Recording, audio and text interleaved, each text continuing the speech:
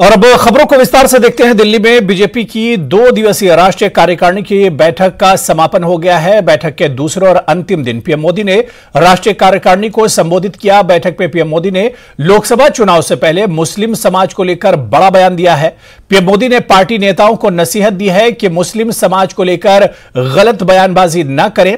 PM Modi ने BJP नेताओं को चुनाव जीतने का फॉर्मूला देते हुए अति आत्मविश्वास होने से बचने की सलाह दी। बीजेपी नेता और महाराष्ट्र के डिप्टी सीएम देवेंद्र फडणवीस ने पीएम के संबोधन के बारे में मीडिया को जानकारी दी। फडणवीस के अनुसार पीएम मोदी ने कहा कि केवल वोट की चिंता न करें, बल्कि समाज के सभी अंगों से जुड़ना है और उसे जोड़ना है, इसका प्रयास करें।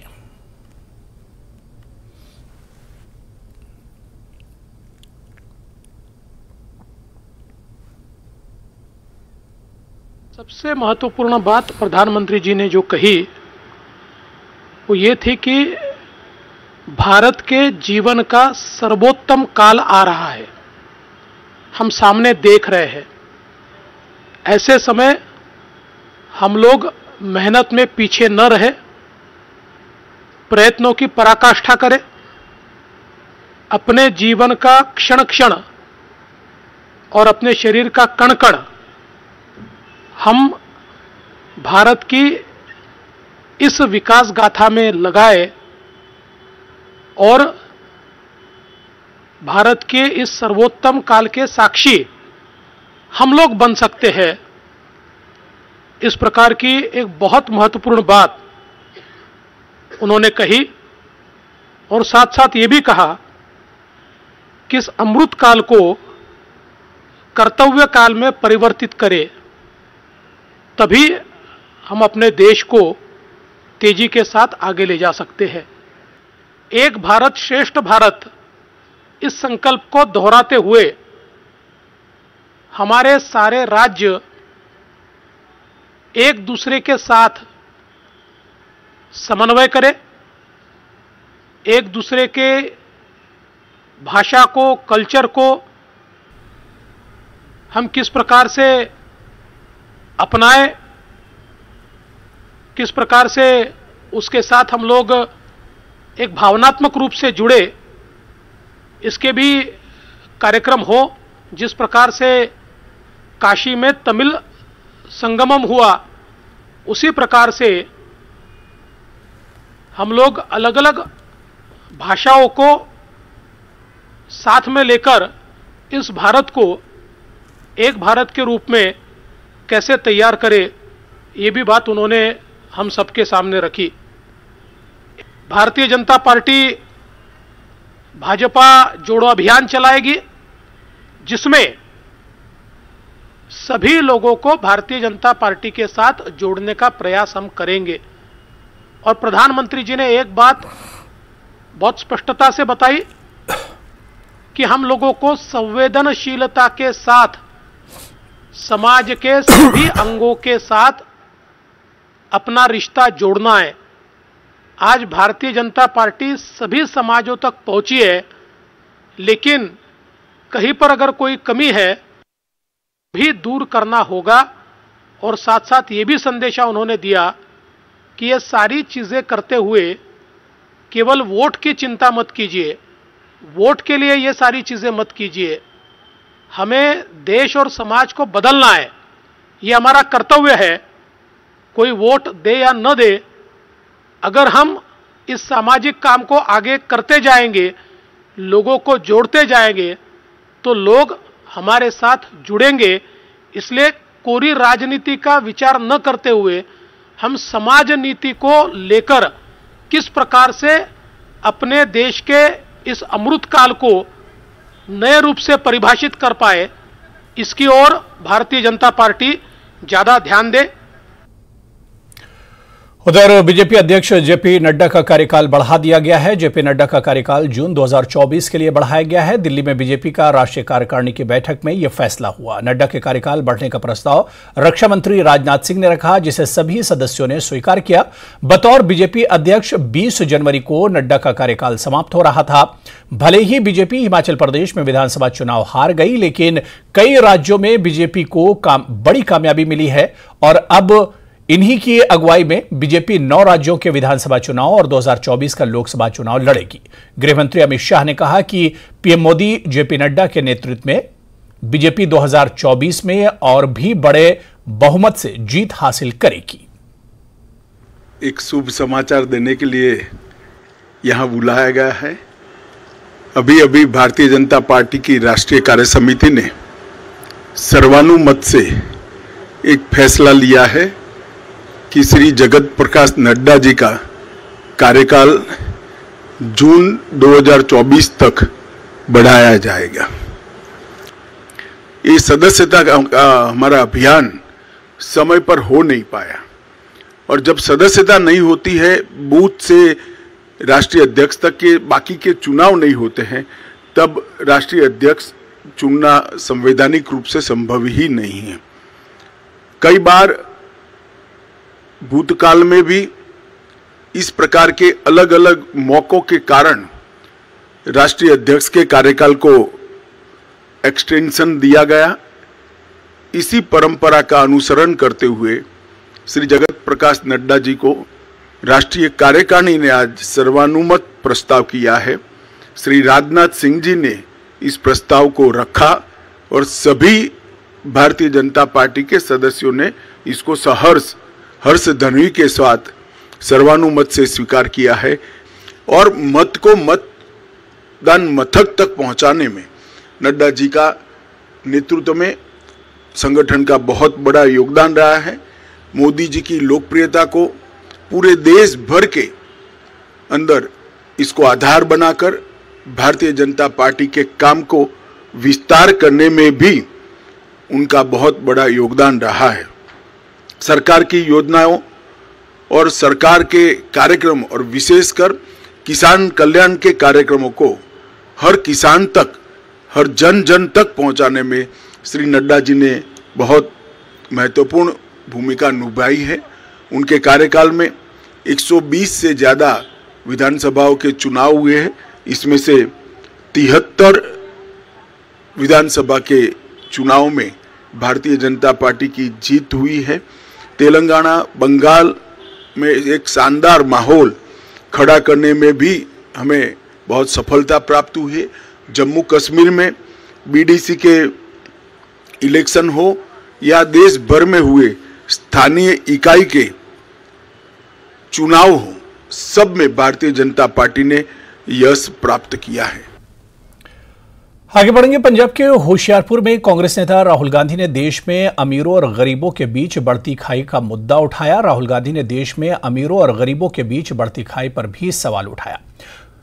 कांग्रेस ने कहा कि देश के 50% सबसे गरीब लोग 64% जीएसटी देते हैं, वहीं देश के 10% सबसे अमीर लोग सिर्फ 3% जीएसटी देते हैं।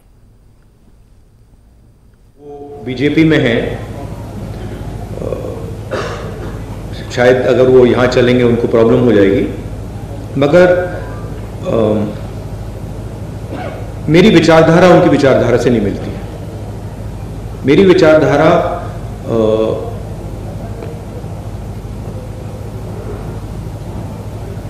मैं आरएसएस के ऑफिस में कभी नहीं जा सकता। आप मेरा आपको गला काटना पड़ेगा पहले, मैं नहीं जा सकता। और मेरा जो परिवार है उसकी एक विचारधारा है, उसका एक थॉट सिस्टम है, थिंकिंग सिस्टम है। और जो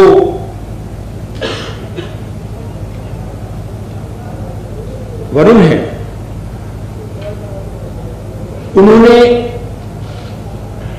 एक समय, शायद आज भी, उस विचारधारा को अपनाया और उस विचारधारा को अपना बनाया, तो मैं उस बात को एक्सेप्ट नहीं कर सकता। मैं जरूर प्यार से मिल सकता हूं, गले लग सकता हूं, मगर उस विचारधारा को मैं एक्सेप्ट नहीं कर सकता। तो वरुण गांधी पर राहुल गांधी ने कहा कि वो बीजेपी में है, मेरी विचारधारा उनसे नहीं मिलती, मैं आरएसएस के दफ्तर नहीं जा सकता, चाहे मेरा गला काट दिया जाए। वरुण ने इस विचारधारा को अपनाया है, उनसे मिल सकता हूं, गले लगा सकता हूं, लेकिन उनकी विचारधारा नहीं अपना सकता। आगे बढ़ेंगे। राहुल गांधी की सुरक्षा व्यवस्था को लेकर सीआरपीएफ डीजी का बड़ा बयान सामने आया है। यात्रा को लेकर सुरक्षा चिंताओं पर पूछे गए सवाल पर डीजी ने कहा कि राज्य पुलिस के साथ हमारी मीटिंग हो रही है और जो भी सुरक्षा के हिसाब से जरूरत पड़ेगी उसके हिसाब से सुरक्षा इंतजाम किए जाएंगे। जितने भी प्रोटेक्टेड पर्सन्स हैं उनकी क्लोज सिक्योरिटी प्रदान करना हमारा जिम्मेदारी है और हम ये जिम्मेदारी जो है ठीक तरह से निभा रहे हैं। जहाँ भी उनको पर्टिकुलर थ्रेट है उस थ्रेट को के अनुसार हम सुरक्षा में आवश्यक उसको सुदृढ़ करते हैं, उसको स्ट्रेंथन करते हैं और स्टेट के साथ मिलके हम वो व्यवस्था करते हैं। अगर उसको आप पूरी सीरीज में देखेंगे तो उसमें जो आवश्यक जो सिक्योरिटी कॉर्डन है उसको क्रॉस करके आते हैं और उनका प्रॉपरली चेकिंग एंड फ्रिस्किंग होती है। जैसे जैसे थ्रेट का होगा उस अनुसार जो हम एडवाइस करेंगे। मुझे पूरा विश्वास है कि हमारे सिक्योरिटी फोर्सेस के एडवाइस को पालन करेंगे। चलिए खबर कर्नाटक से है, जहां बेंगलुरु में शर्मनाक घटना सामने आई है। एक स्कूटी सवार युवक ने एक बुजुर्ग युवक को स्कूटी से सड़क पर लगभग 1 किलोमीटर तक घसीटा। व्यक्ति का शरीर छिलने के बाद भी युवक ने स्कूटी को नहीं रोका। बताया जा रहा है कि रॉन्ग साइड से आ रही स्कूटी सवार ने कार को टक्कर मार दी। इसके बाद जब कार के ड्राइवर ने बाइक सवार को रोकने की कोशिश की तो वो भागने लगा। इस दौरान कार ड्राइवर ने पकड़ने की कोशिश की तो बाइक सवार उसे घसीटता ले गया। किस तरह लोगों ने बाइक सवार को रोका और घायल व्यक्ति को अस्पताल पहुंचाया, इस घटना का वीडियो तेजी से वायरल हो रहा है। पुलिस ने आरोपी को गिरफ्तार कर लिया है। घटना की जांच जारी है। Today in Bangalore city, in the afternoon there was an incident where a Bolero vehicle and a two-wheeler met with an accident, and during arguments between the two riders, when the Bolero rider tried to stop the two-wheeler rider by holding the back rod of the bike rider, ignoring that somebody is behind, he sped away with the bike, and the Bolero driver was found hanging, in the sense he dragged him to almost 500-600 meters. He dragged him, and in this incident already what the injured person is there, he's been admitted to hospital, and the bike rider is in our custody, and we'll be taking further legal action. Yeah, we are registering a case on the complaint of the Bolero driver. Just now we have received the complaint, and now we'll be taking up the FIR. उधर कांजीवाला case में Delhi police ने हत्या की धारा जोड़ दी है। इससे पहले एफआईआर में धारा 304 थी। विशेष पुलिस आयुक्त सागर प्रीत हुड्डा ने कहा कि सबूतों को जमा करने के बाद पुलिस ने नई धारा जोड़ने का फैसला किया है। 1 जनवरी की सुबह कांजीवाला में 20 साल की अंजलि का शव मिला था।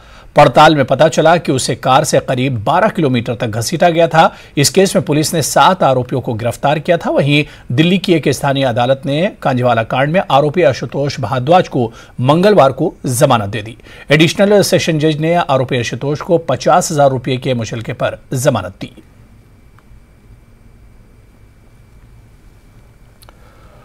उद्धव बालासाहब ठाकरे शिवसेना के नेता संजय राउत ने कहा कि कोर्ट पे हमने अपनी बात रख दी है और अब अदालत के फैसले का इंतजार है। वहीं उन्होंने कहा कि जो लोग ये भ्रम फैला रहे हैं कि पार्टी टूट गई है, वो नहीं जानते कि कुछ विधायकों के पार्टी से चले जाने से पार्टी को नुकसान नहीं पहुंचता।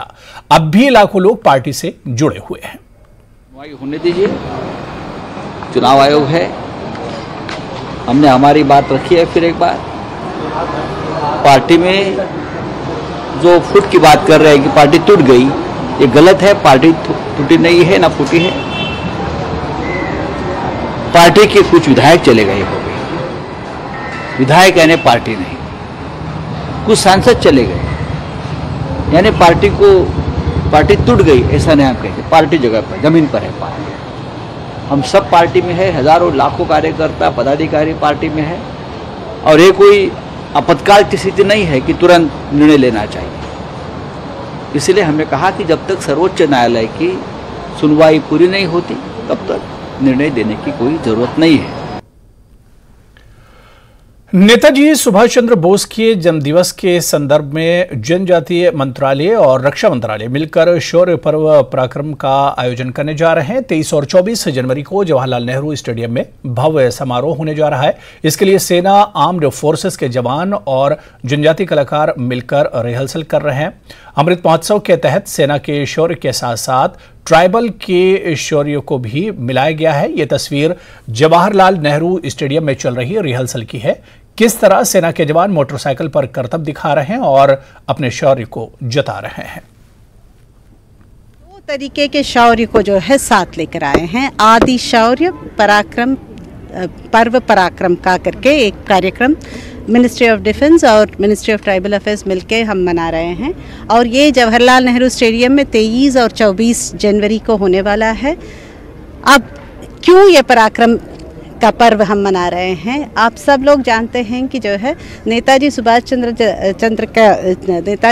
चंद्र बोस का जन्म दिवस पराक्रम दिन है, मगर उसके साथ साथ ये भी हम याद करना चाहते हैं कि कई और पराक्रमी हमारे फ्रीडम स्ट्रगल में रहे हैं और उनमें एक अहम भूमिका हमारे कई ट्राइबल फ्रीडम फाइटर्स ने निभाया है।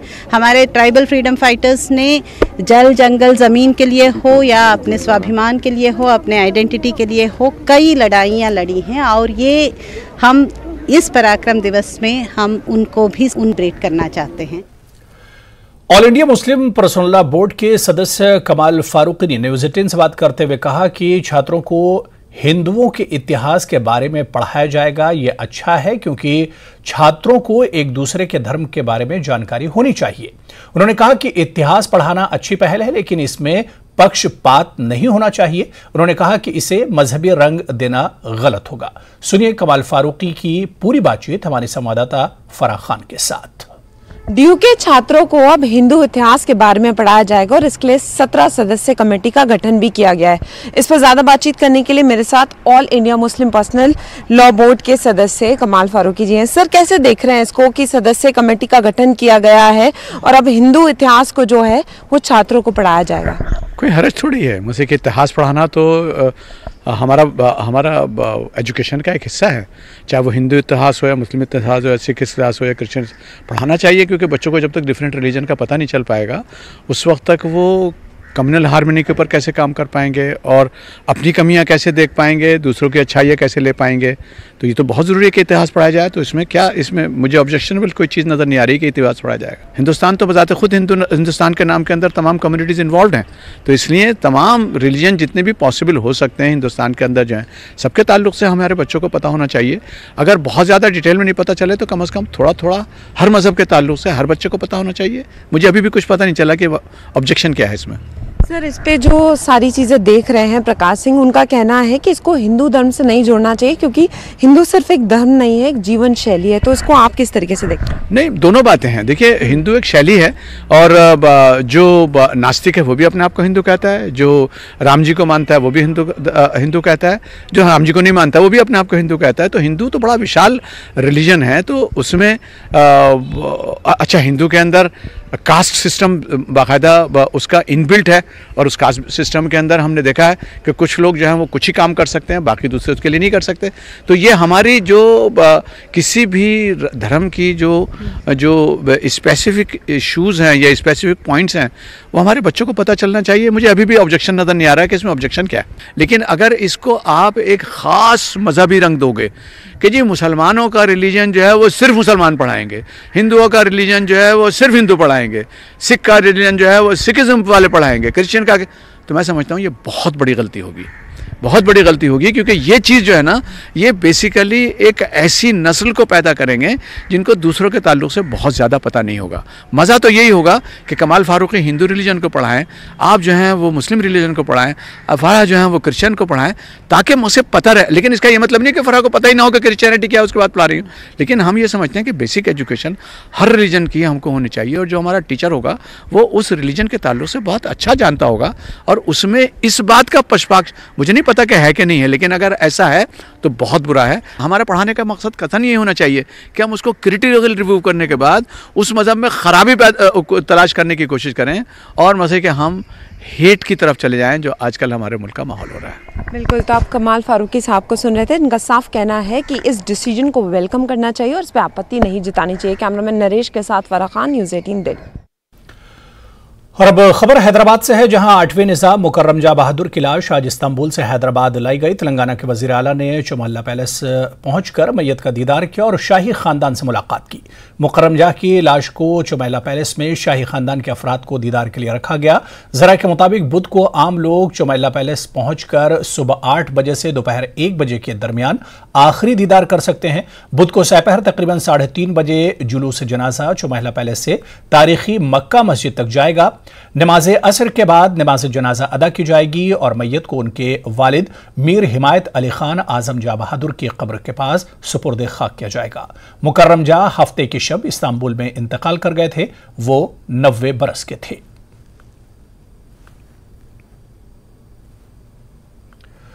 आर्थिक तंगी से जूझ रहे पाक को अब शांति की याद आई है। एक विदेशी चैनल को दिए इंटरव्यू में पाकिस्तान के पीएम शहबाज शरीफ ने कहा कि वो भारत के साथ शांति से रहना चाहते हैं। उन्होंने कहा कि भारत के साथ पाकिस्तान 3 जंग लड़ चुका है और पाकिस्तान अपना सबक सीख चुका है। इन जंगों ने गरीबी, बेरोजगारी और अभाव के सिवा कुछ नहीं दिया है। पाकिस्तान के पीएम शहबाज शरीफ का कहना है कि पाकिस्तान भारत से बातचीत करना चाहता है ताकि महत्वपूर्ण समस्याओं को सुलझाया जा सके।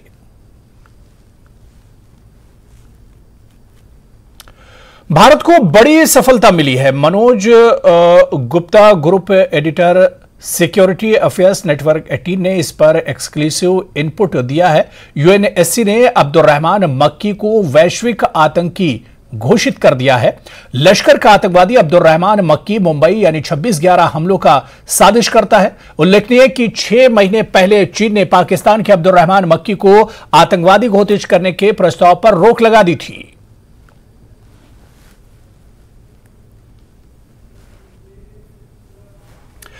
भारतीय क्रिकेट टीम के बल्लेबाज सुरेश अय्यर न्यूजीलैंड के खिलाफ खेली जाने वाली 3 वनडे मैचों की सीरीज से बाहर हो गए हैं। वे बैक इंजरी का शिकार हुए हैं। टीम मैनेजमेंट ने रजत पाटीदार को सुरेश अय्यर की जगह मौका दिया है। भारतीय न्यूजीलैंड के बीच 18 जनवरी से वनडे सीरीज खेली जानी है। इससे ठीक पहले भारतीय खेमे में बड़ा झटका लगा है। अय्यर की चोट को लेकर भारतीय क्रिकेट कंट्रोल बोर्ड ने ट्वीट करके जानकारी दी है। सुरेश अय्यर टीम इंडिया के प्रतिभाशाली खिलाड़ी हैं और वे कई मौकों पर शानदार प्रदर्शन कर चुके हैं।